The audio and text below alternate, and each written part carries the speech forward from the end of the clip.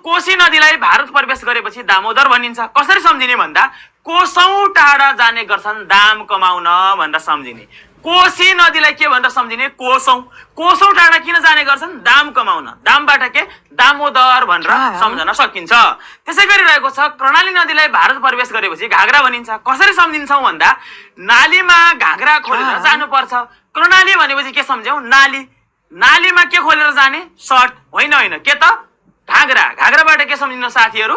घागरा नै भनेर सम्झिन्छौँ। तपाईले कर्णाली नदीलाई भारत प्रवेश गरेपछि घागरा भनिन्छ भनेर सम्झिन सक्नुहुन्छ। त्यसै गरी भनेको छ कन्काई नदीलाई भारत प्रवेश गरेपछि के भनिन्छ?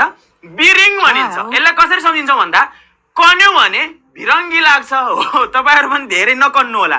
त्यसैले यो तपाईको एउटा यौन रोग हो जुन चाहिँ भिरङ्गी असुरक्षित यौन सम्पर्कबाट सर्ने गर्छ साथीहरू। त्यसैले ख्याल गर्नु होला है त। भनेपछि कन्काईलाई के भनेर सम्झ्यौ? कन्यौ। हो, कन्यौ भने के लाग्छ रे? ज्वरो आउँछ। होइन के त? भिरङ्गी लाग्छ। भिरङ्गीबाट के सम्झिन्छौँ? बिरिङ भनेर सम्झिन्छौँ। त्यसै गरी रहेको छ महाकाली नदीलाई भारत प्रवेश गरेपछि शारदा भनिन्छ। कसरी सम्झिन्छौँ भन्दा महाकाल सादा भएर हिँड्छ। अब हेर्नुस् त महाकाल भनेपछि महाकाली भनेर के सम्झ्यौ? महाकाल भन्ने सम्झ्यौ। अब महाकाल कसरी हिँड्छ अरे? मेकअप गरेर। होइन कसरी त? सादा भएर हिँड्छ। सादाबाट के सम्झिन्छ साथीहरू? शारदा भनेर सम्झिन्छौँ।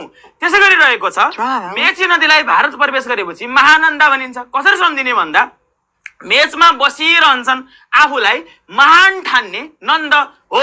भनेपछि मेचीलाई के सम्झ्यौ? मेच भनेको कुर्सी। भनेपछि बसिरहन्छन्, मेचमा बसिरहन्छन् आफूलाई के ठान्ने को रे?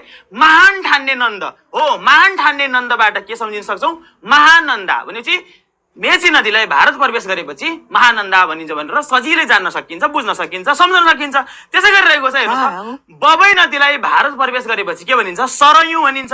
कसरी सम्झिन्छौँ भन्दा बेबीहरूसँग सरी भन्न सक्नुपर्छ, नभए ब्रेकअप हुन्छ। साथीहरू ख्याल गर्नुहोस्, सरी बेबी ओके भनेर तपाईँले हमा ह मिलाए मात्र तपाईँको रिलेसन टिक्ने हुन्छ, नत्र भए सकियो।